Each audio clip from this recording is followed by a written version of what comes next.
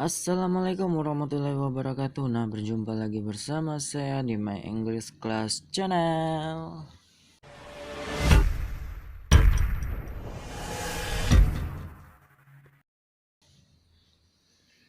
Nah, gimana kabarnya teman-teman semua?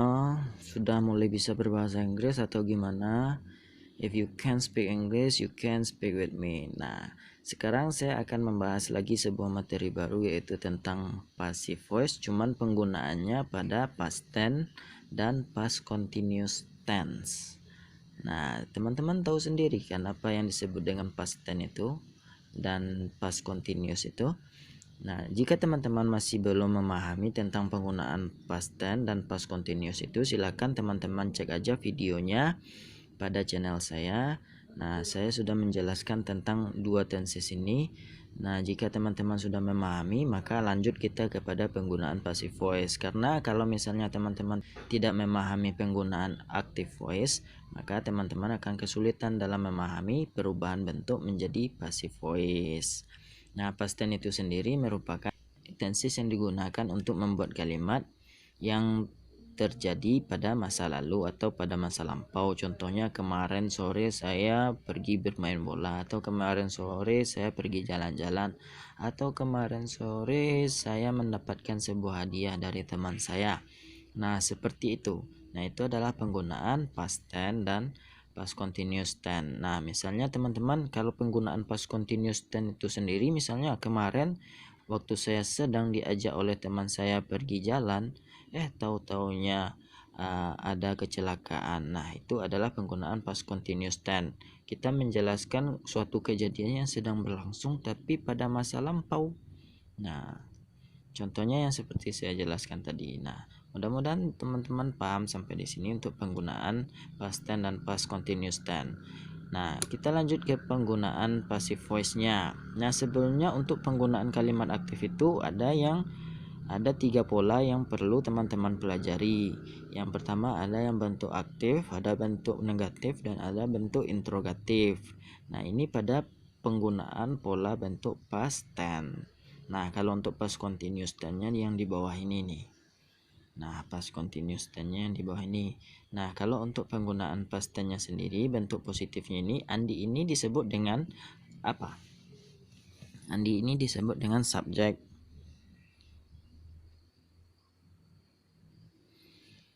Nah, ini Andi ini adalah subjek, dan helped di sini adalah verb bentuk kedua atau kata kerja bentuk kedua. The boy ini adalah bentuk objek. Nah, ini merupakan regular verb. Regular verb ini adalah kata kerja yang beraturan. Contohnya saja, misalnya bentuk pertamanya help, bentuk verb keduanya menjadi helped. Nah, bentuk ketiganya juga helped. Nah, contoh satu lagi, misalnya study. Nah, bentuk keduanya adalah studied.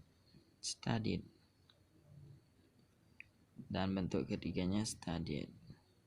Nah, kenapa ini disebut dengan regular verb? Karena perubahan dari bentuk kedua dan bentuk ketiganya sama. Ada penambahan ed aja. Nah, kalau untuk perubahan yang irregular verb berarti perubahannya itu tidak beraturan. Kadang study ini berubah menjadi, kadang misalnya kalau yang tidak beraturan itu verb 1, verb 2, verb 3-nya misalnya take. Misalnya get, mendapatkan. Bentuk keduanya got. Bentuk ketiganya gotten. Nah, seperti ini. Nah, ini berbeda. Dan contoh satu lagi take. Bentuk keduanya took. Bentuk ketiganya taken. Nah, sini tidak beraturan. Dan tidak harus NN-nya juga yang di akhir ini, bukan. Bisa jadi kayak membawa bring, broke. Jadi tidak sama. Ini disebut dengan irregular verb, kata kerja yang tidak beraturan, sementara yang ini disebut dengan regular verb. Nah, pahami dulu sampai di sini teman-teman. Nah, untuk pembuatan kalimat past tense itu sendiri, dia biasanya menggunakannya namanya verb bentuk kedua. verb bentuk kedua. Nah, bagaimana caranya kita merubahnya menjadi kalimat pasif? Sementara kalimat pasif itu sendiri apa sih? Nah, kalimat pasif itu sendiri adalah perubahan imbuhan. Jadi istilahnya misalnya di dalam sebuah kalimat itu aktif itu maksudnya dia itu melakukan sebuah tindakan. Misalnya Andy helps the boy. Andy membantu anak laki-laki atau Andy menolong anak laki-laki. Berarti Andy itu memang antusias menolong anak laki-laki. Kita rubah dia menjadi pasif, maka anak laki-laki itu ditolong oleh Andi. Ditolong oleh Andi itu berarti kalimatnya itu bunyinya itu Andi itu tidak melakukan apa, istilahnya dalam kalimatnya itu dia tidak melakukan apa-apa. Cuman di dalam siaran berita seperti memberitahu. Misalnya, saya membantu kamu. Kamu dibantu oleh saya. Misalnya ini adalah penjelasan dari pihak ketiga, menjelaskan siapa yang menolong, siapa yang memberikan. Nah, untuk perubahan dari kalimat aktif dan kalimat pasif itu biasanya kata kerjanya itu berubah menjadi imbuhan di. Misalnya ini artinya menolong. Berarti kalau kita rubah menjadi kalimat pasif menjadi menolong itu dijadikan ditambahkan imbuhan di menjadi ditolong. Nah, contoh yang kedua misalnya bro ini asal katanya dari bring, membawa. Kalau misalnya kalimat aktifnya membawa atau misalnya melakukan proses memang membawa, kalau dirubah menjadi kalimat pasif maka imbuhan di-nya ditambah menjadi dibawa. Nah, seperti itu perubahan aktif menjadi pasif. Nah, sampai di sana teman-teman sudah mulai paham kan? Nah, yuk kita masuk ke bentuk past tense. Nah, untuk polanya sendiri pada kalimat past tense yang bentuk positifnya Andy helped the boy, berarti Andy telah menolong anak laki-laki. Andi telah menolong anak laki-laki. Nah, untuk perubahan menjadi pasifnya, maka menolong itu dirubah menjadi ditolong. Berarti anak laki-laki ditolong oleh Andi. Nah, kayak gitu. Nah, ini contohnya dari penggunaan kalimat pasif. Berarti the boy was helped. Nah, ini penggunaannya pakai verb bentuk ketiga. The boy was helped by Andy. Nah, ini adalah to be yang digunakan untuk menyatakan kejadian pada masa lampau. Kalau to be-nya pas pada masa lampau berarti to be-nya was dan were. Nah, jadi seperti itu. Nah, untuk polanya sendiri kalau kalimat aktif pada penggunaan past tense ini berarti the boy ini adalah subjek. The boy ini adalah subjek. Nah, gimana saya menulisnya ini? The boy ini adalah subjek. Nah, was di sini adalah to be. Nah, help di sini adalah verb bentuk ketiga. Lalu ditambah dengan yang namanya by. Terus ditambah namanya objek. Nah, kenapa dia disebut dengan dari aktif menjadi pasif? Karena Andi di sini adalah sebagai subjek, tapi di sini Andinya sebagai objek. Lalu the boy-nya di sini adalah objek. Nah, pada kalimat pasif menjadi subjek. Nah, perubahan artinya seperti yang teman-teman pelajari pada bahasa Indonesia. Sepertinya Andi menolong anak laki-laki, berarti anak laki-laki ditolong oleh Andi. Perubahan seperti itu doang. Nah, kalau untuk polanya sendiri, nah seperti ini. Subjek ditambah to be, ditambah verb bentuk ketiga, ditambah dengan by, ditambah objek. The boy was helped by Andy. Nah, pahami sampai di sini dulu ya teman-teman. Untuk penggunaan kalimat aktifnya terlebih dahulu. Nah, lanjut kita penggunaan pada kalimat negatif dari past tense. Nah, ini kalimatnya past tense dulu nih. Jangan disatukan. Nah, nanti kita mempelajari yang past continuous tense. Nah, jadi penggunaan past tense itu seperti itu. Nah, untuk pola negatifnya Andy didn't help the boy. Berarti didn't ini adalah auxiliaries dari kalimat past tense. Didn't ini singkatan dari did not. Andi tidak menolong anak laki-laki itu. Andi didn't help the boy, berarti menolong ini dirubah menjadi imbuhan di gimana? Anak laki-laki itu tidak ditolong oleh Andi. Berarti the boy-nya di sini dirubah menjadi subjek. The boy wasn't, karena pasifnya itu menggunakan yang namanya to be. Nah, wasn't di sini adalah singkatan dari was not. Nah, help di sini adalah verb bentuk ketiga. Verb bentuk ketiga lalu ditambah dengan by, lalu ditambah dengan objek, yang mana Andi ini adalah subjek pada kalimat aktif. Nah, paham sampai di sini teman-teman? Berarti kalau untuk bola negatifnya pada past tense ini Andi tidak menolong anak laki-laki. Berarti pada pola pasifnya anak laki-laki tidak ditolong oleh Andi. The boy wasn't helped by Andi. The boy wasn't helped by Andi.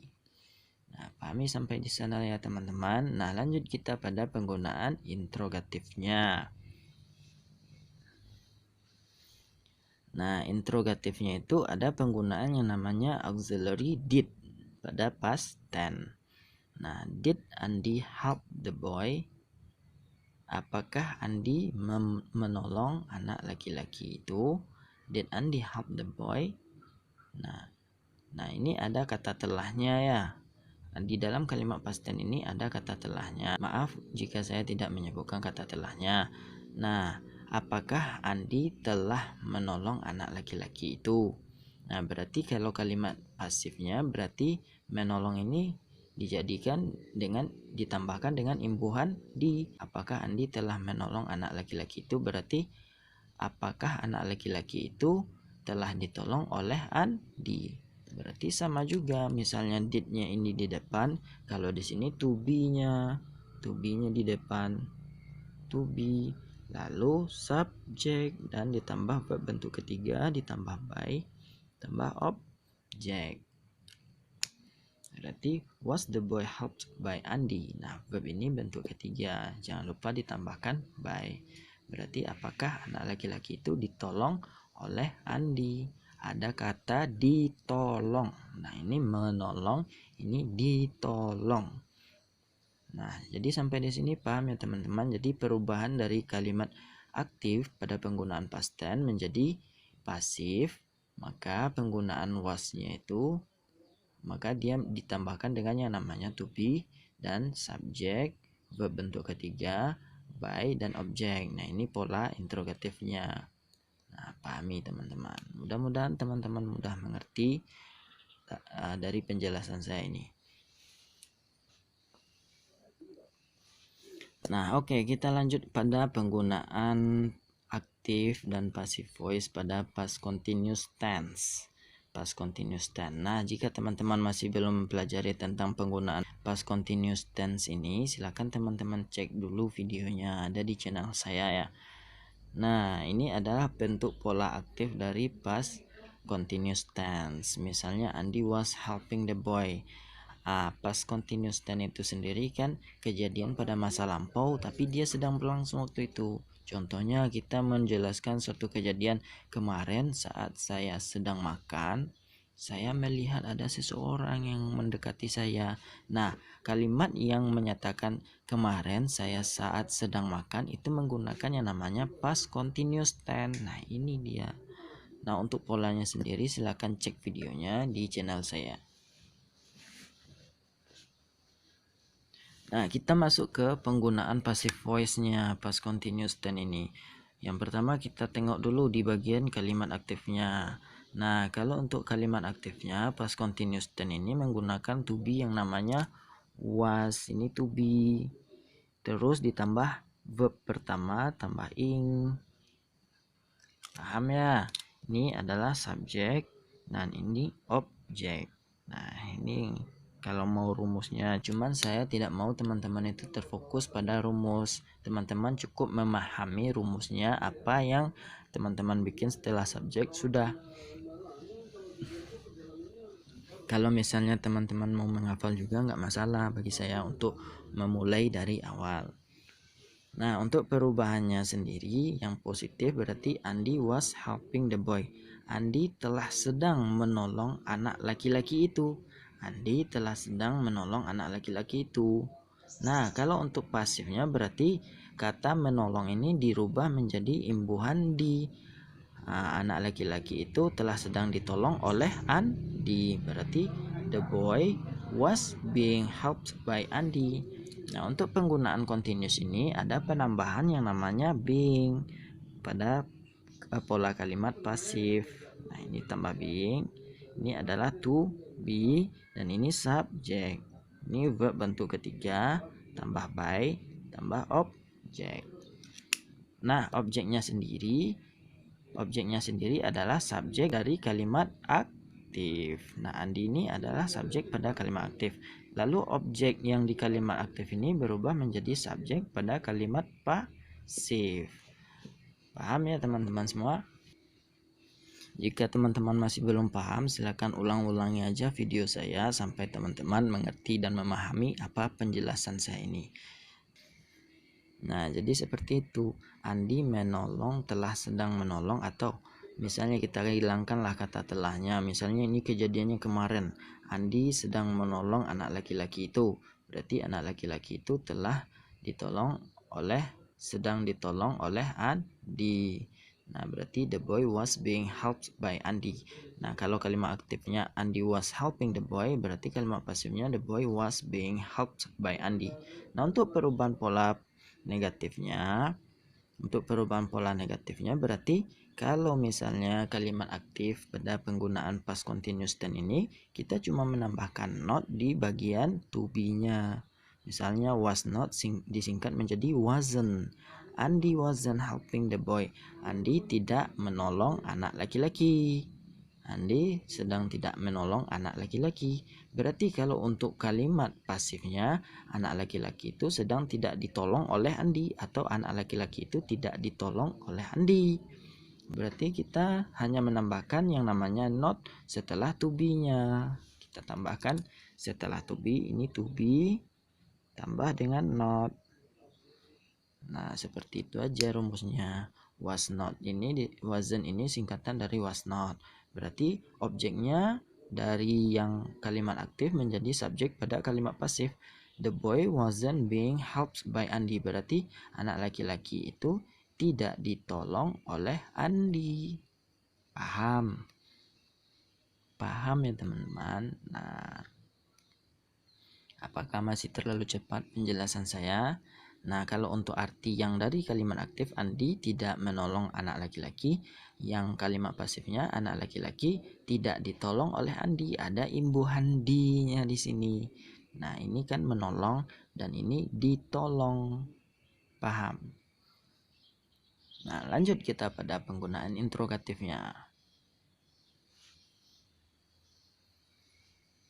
Nah, kalau untuk pola interrogatifnya sendiri, kalau pada past continuous tense ini didahulukan dengan yang namanya to be dalam bentuk past, terus ditambah subjek, ditambah verb one, tambah ing, tambah objek.